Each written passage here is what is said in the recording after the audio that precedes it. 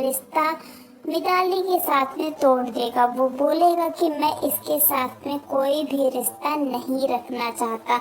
आज के एपिसोड की शुरुआत में हम देखते हैं कि मुन्नी किचन में काम कर रही होती है। उस टाइम पे मिताली पहुंचती है और बोलती है कि मुझे और परी को बहुत तेज से भूख लगी है, तो प्लीज कुछ जल्दी से खाना बना दो।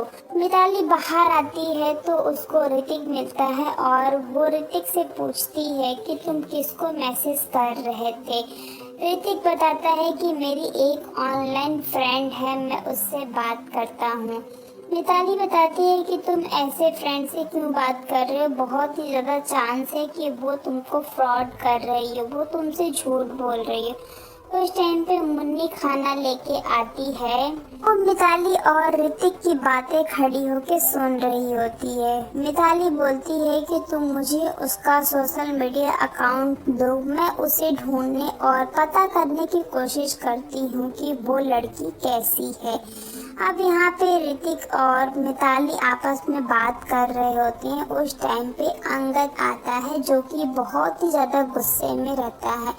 मिताली उसको हाय हेलो करती है लेकिन वो कुछ नहीं बोलता, वो अपने कमरे में जाने लगता है और तभी उसे याद आता है कि क्यों न मिताली से बात की जाए। अब वो मिताली के पास आता है और बोलता है कि तुम्हें जहाँ नहीं जाना चाहिए तो तुम वहाँ गई और तुम्हें जो नहीं करना चाहिए तो तुम वो करके आई। जब यहाँ पे अंगद बहुत ही ज्यादा चिल्ला के बात कर रहा होता है, उस टाइम पर मिहिर आते हैं और बोलते हैं कि तुम इस तरीके से क्यों चिल्ला रहे हो। तभी घर के बाकी सब लोग भी आ जाते हैं। अब यहाँ पे अंगद बोलता है कि इस लड़की से मैं कोई रिश्ता नहीं रखना चाहता, इसलिए अब ये न तो शादी होगी और न ही ये एंगेजमेंट होगा। ये सुनते ही तुरंत मिहिर पूछता है कि आखिरकार ऐसा क्यों बोल रहे हो। अंगद बताता है कि ये लड़की ऐसा काम करके आई है जिसकी वजह से किसी का रिश्ता टूटने वाला है। तुलसी बोलती है कि मिताली तुम ऐसा कैसे कर सकती हो, तुम्हें ऐसा नहीं करना चाहिए था। उस लड़की के ऊपर क्या बीत रही होगी, उसके परिवार पे क्या बीत रही होगी। अंगद भी यहाँ पे बहुत ज्यादा गुस्से में रहता है और वो उसको बहुत ही ज्यादा सुनाने लगता है। वो बोलता है कि तुम्हें वहाँ नहीं जाना चाहिए था, एक बार जाके उसकी फैमिली को देख के आओ कि उस टाइम पर उसके ऊपर क्या बीत रही है। तुम उसकी पूरी जिंदगी बर्बाद करके रख दी हो, तुम्हारी वजह से उसका रिश्ता तो टूटा ही, उसके गांव से आए हुए लोग और उसके परिवार वालों का भरोसा भी उसके ऊपर से उठ चुका है। इसलिए प्लीज मेरे सामने नाटक करने की कोशिश मत करो। और तुम्हारी हिम्मत कैसी हुई कि तुमने उसे ऑफिस से निकाला, तुम क्या ऑफिस की बॉस हो क्या कि उसको तुम इस तरीके से ऑफिस से निकाल दी। अंगद जाता है तुलसी के पास और बोलता है कि माँ मैं ये शादी नहीं कर सकता, तो आप नैना आंटी को फोन करके बता दीजिए। तभी यहाँ पे हम देखते हैं कि दरवाजे पे नैना भी खड़ी रहती है। अब वो अंदर आती है तो मिताली रोना शुरू कर देती है।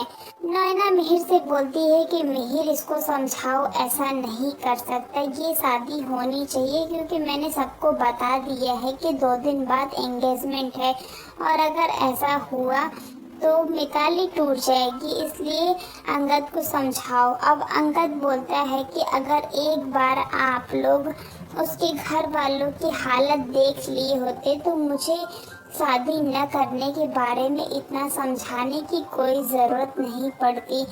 इस टाइम वृंदा और उसके परिवार वालों पे क्या बीत रही है आप लोगों में से कोई नहीं समझ सकता, इसलिए मैं ये शादी नहीं कर सकता। वो नैना से भी माफ़ी मांगेगा, वो बोलेगा कि नैना आंटी प्लीज़ मुझे माफ़ कर दीजिए, जिस रिश्ते में कोई भरोसा ही ना हो वहाँ पे मैं कैसे शादी कर सकता हूँ। मिहिर से बोलता है कि आप और जैसे माँ का रिश्ता है, क्या आप हम लोगों का वैसा रिश्ता इमेजिन कर सकते हैं। ये पहले भी ऑफिस में बहुत सारा तमाशा मुझे और वृंदा को लेके कर चुकी है। आप इतने साल से ऑफिस जाते हैं, क्या माँ ने आपके बारे में ये सोच के कि अब वो क्या कर सकती है। ऐसे में दोस्तों उसके दिमाग में एक आइडिया आता है कि वो क्यों ना वृंदा के घर पे जाए और वो ऐसा ही करती है। आज के एपिसोड में हम लोग देखते हैं कि अंगद और मिताली के बीच में जब रिश्ता खत्म होने वाला रहता है उस टाइम पर मिताली पहुंचती है वृंदा के घर पे। उधर वृंदा के घर पे हम देखते हैं कि उसकी आई खाना नहीं खाती, इसलिए उसकी बहू उसको खाना खिलाती है तो वो बोलती है कि खाने में जहर दे दे, मैं खा के मर जाऊं, क्योंकि ये दिन देखने के लिए तो मैं जिंदा नहीं हूँ। तभी वहाँ पर जब मिताली पहुँचती है और वो सबसे माफ़ी मांगती है, वो बोलती है कि सुभाष और वृंदा की शादी मैं करवाऊंगी, मैं उन दोनों की शादी करवाऊंगी क्योंकि गलती मेरी थी, इन दोनों के बीच में ऐसा कुछ भी नहीं है। वो तो मैं बहुत घबरा गई थी क्योंकि मैं नहीं चाहती कि मेरे अंगद के आसपास कोई भी रहे। अब वृंदा उसके आसपास रहती थी, इसलिए मुझे पता नहीं क्या हो गया था कि मैं ये सारी बातें बोल गई।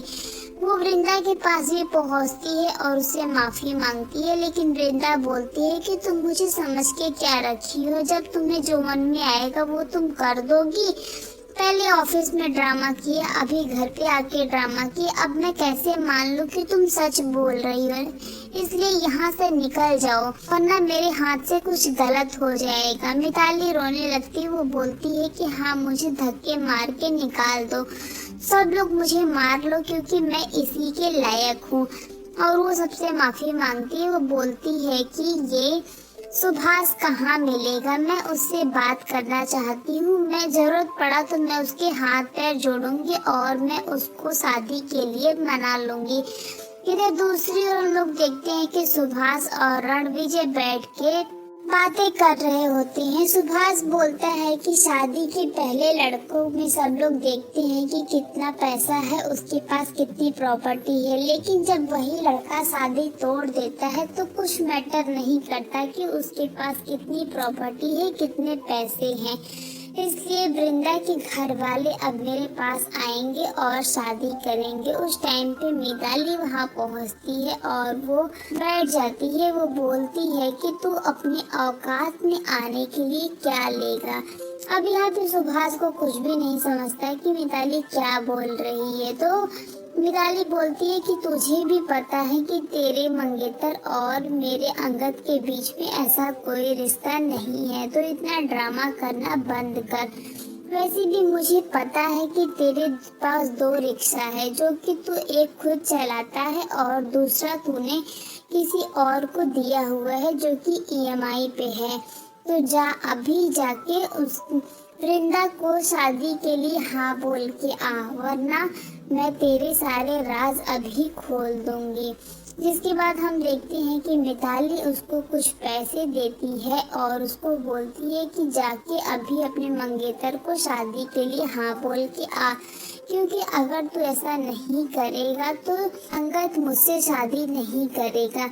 अब देखते हैं कि सुभाष जाता है और वो बोलता है कि आई चिंता मत कर, मैं वृंदा से शादी करने के लिए तैयार हूँ। अब ये सुनते ही उसकी आई बहुत ही ज़्यादा खुश हो जाती है। वो बोलती है कि चलो हम लोग शादी की तैयारी करती हैं, गांव में भी सबको बता दो कि एक बार फिर से शादी हो